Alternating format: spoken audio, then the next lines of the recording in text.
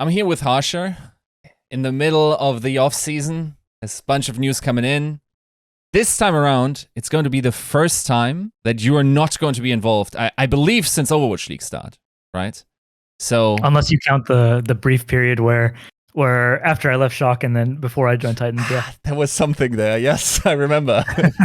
How does it feel to like be witness to this situation without being actively involved in it? The thing is, I still hear all the rumors, so it's still fun, I guess. But it's probably a lot. Yeah, actually, last season was especially stressful. So it is more fun not having to worry about who's joining my team and whatnot.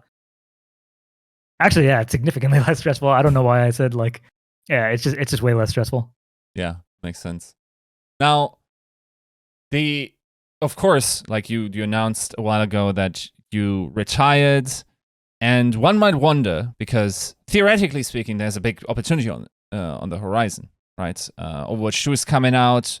Some reason to believe that maybe there might be more viewership, might be more influx of resources coming into the scene. So why did you make this decision to quit at this point into your career? So for me, the decision was based on it wasn't so much on Overwatch as a game as much as it was based on not feeling as motivated as I was before, where I used to like enjoy, the long hours after scrims, like watching VODs and thinking about the game and all of this kind of stuff. And then I guess like this season in particular, I felt I don't know. I was always like longing for that, for like the free time I used to have, or like the free time I sometimes have during the off season or whatever it is. And I think when you feel like that, you're not gonna put out your best work, or you won't be able to return, I guess, sort of to that mode that you were once in. So that's mostly the reason that I felt like now would be the right time to step back. Obviously, there is like the Overwatch 2 is like looming on the horizon, and potentially it could be super popular. Or I guess there's also the possibility where it's not super popular and then the league is the same. So I think for me, like those kind of things, I didn't really have them in mind even when I was making the decision, because it wasn't really like predicated on the game itself. It was just more that I think in this line of work, you either have to give it like 120%, like more than the 110% that people exaggerate already. So if you're not doing that, then you're not you're doing a disservice to your team and like your organization. And so that's kind of why I felt it was the right time to step down. Yeah, I guess a lot of your fans might directly be interested in would you be open to say what your next step is? Are you going to be around in the scene, or what are you going to do? So in terms of my like personal life and work life and stuff like that, I guess I'll comment more on that in the future, just because I mean some people, like, obviously, but I'm gonna keep that more close to the chest in general, and then I'll probably talk about it down the road, because one thing I did that I guess probably a lot of other people in the scene did for Overwatch is I dropped out before I finished school to pursue this. So I don't have a completed education or like a college degree. I guess in theory I could go back and do whatever it is, the 2 quarters, so like 7-8 months of work and try and finish a degree or something. But I found something that I felt like I was passionate about, and so I'll be pursuing that. It's outside of esports for now. But I will be making Overwatch content, at least. It won't be super frequent for now, but I do want to keep up with the scene next year. I'm still interested in Overwatch as a game, even if I have like issues with it. So I think that I'll be around next year and throughout the off season as well, making some content. Not at the level I was before, but I'll try and have like regular series and stuff like that. So I'll still be around.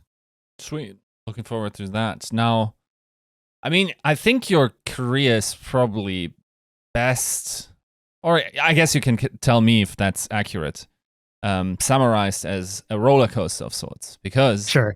you started with the San Francisco Shock, who, I mean, if you've not been in season 1, that wasn't the Shock that we now all know that happens. You actually came in at the tail end, or rather, you were there, but then with Krusty, you were with him there before the turnaround actually happened. Then you went to the Vancouver Titans and had one like mesmerizing season, stage finalists, like grand finalists. Went then to the Outlaws, had a rather middling season there, and now once again like a top 5 NA season.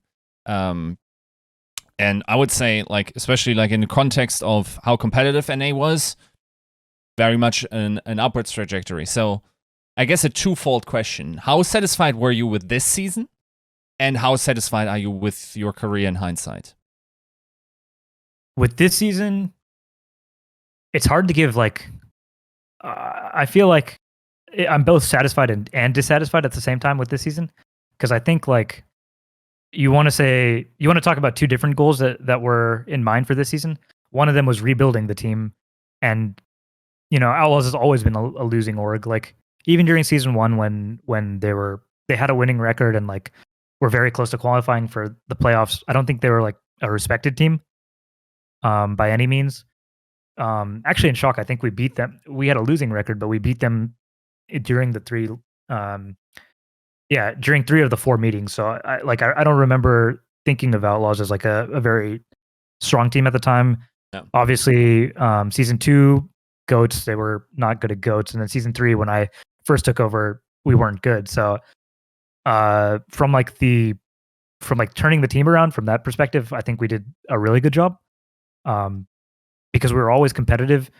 Even though we like faltered, we were always like coming close to at least approaching the upper echelon. So I feel like we're solidly right below the top teams in NA, but like better than all the other teams that were in NA. So, and it was the more competitive region overall.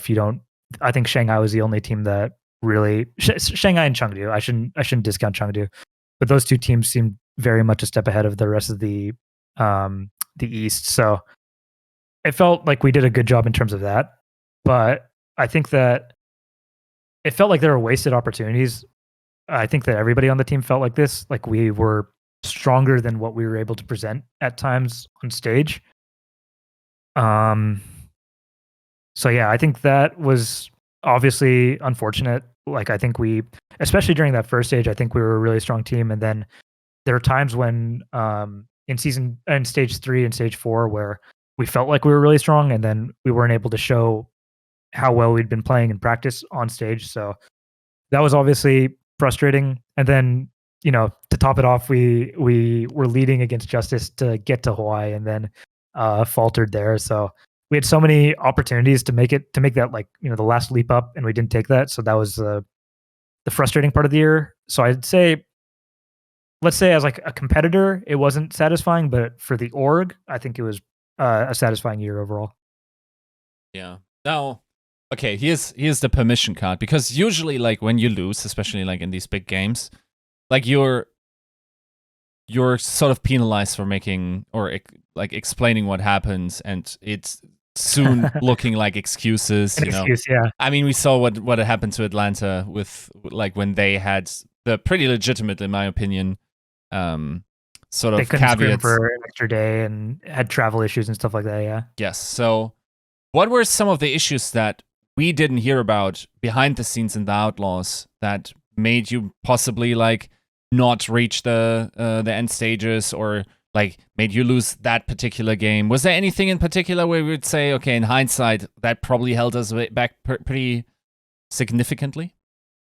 So this is at the risk of sounding like we're not taking ownership of what happened, which so I want to start it off by saying every loss we had for a reason that was within our control. So I think that we do feel ownership of the losses, but there was times where I think absolutely we had like an unfortunate schedule or an unfortunate bracket or something like that. I'd say especially during the first stage when Fuel was clearly the strongest team, not in NA, but like just in the world.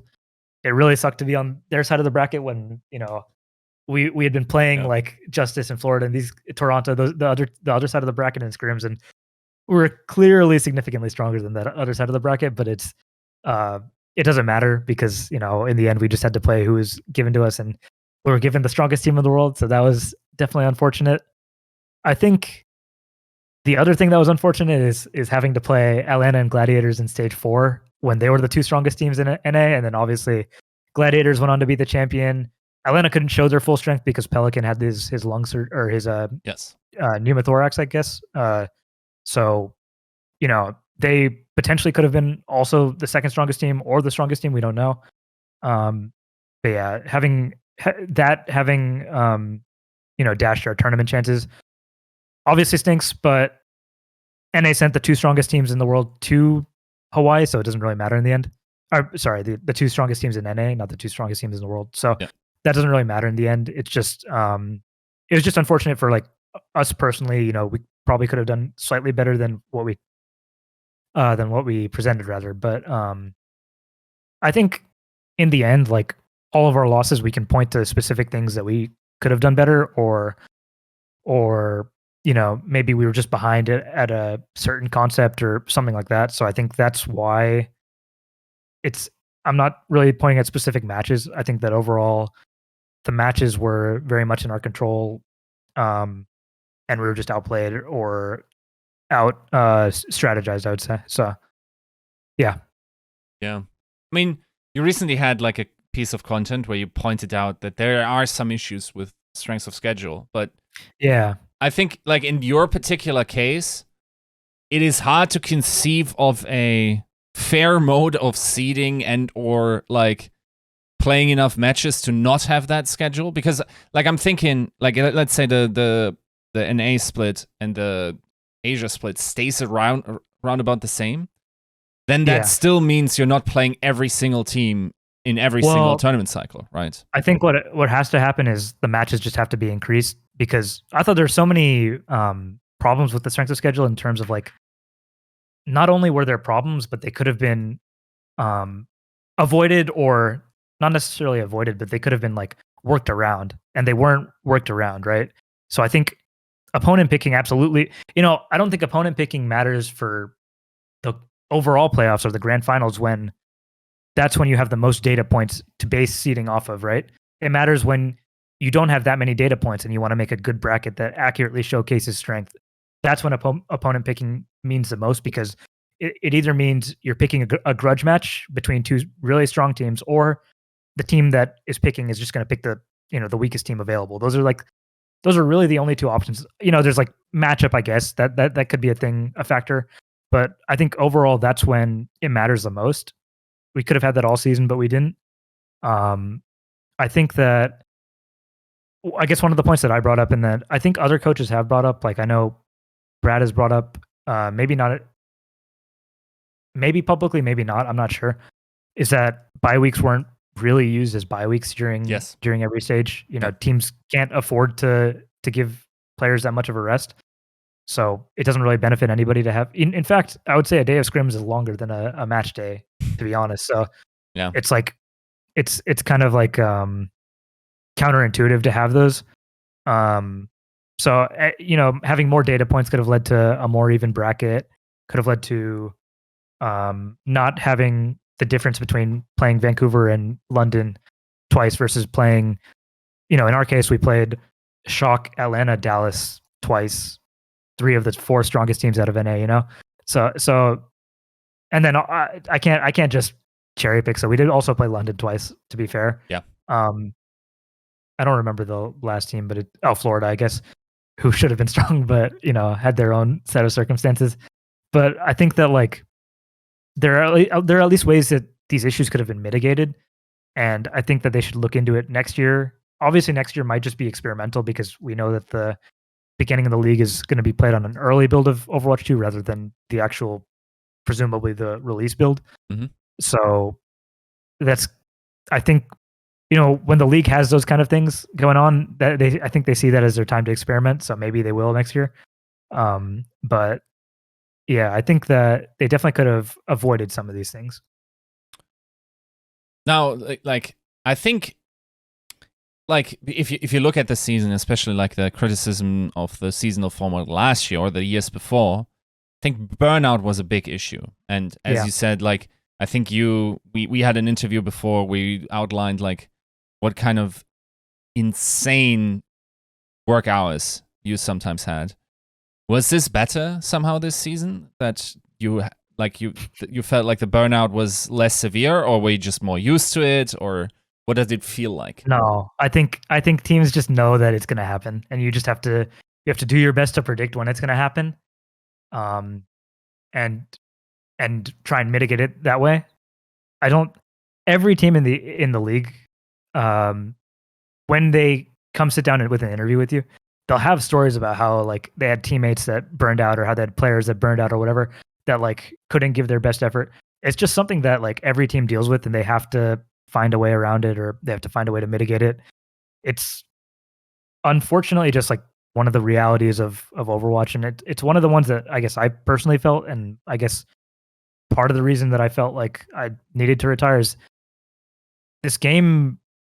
I don't know. It feels very demanding. It feels like the players that you see on top are the ones that are 99% of the time grinding the ladder when they're not playing scrims, playing 16 hours of Overwatch a day.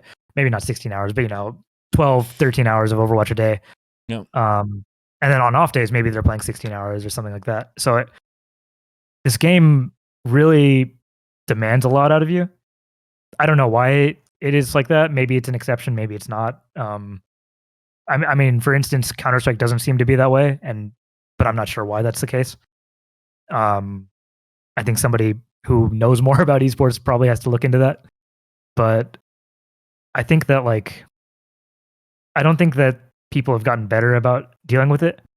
I would say that the one thing that did keep it, that did give the teams breaks and kind of force them to, was the league has the ability to control when people get the information that they're about, their upcoming matches. What they would do is they try and delay when they revealed the maps and the hero pools and stuff like that until after the tournament had been completed.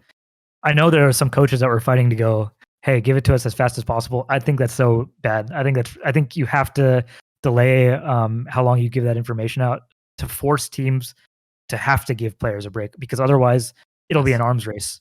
One team is going to start screaming, and then suddenly that makes two teams start screaming, and then four, and it just multiplies, and then suddenly you're the last team that hasn't started screaming yet. Yeah. So you just have to control like the drip of information that you give out.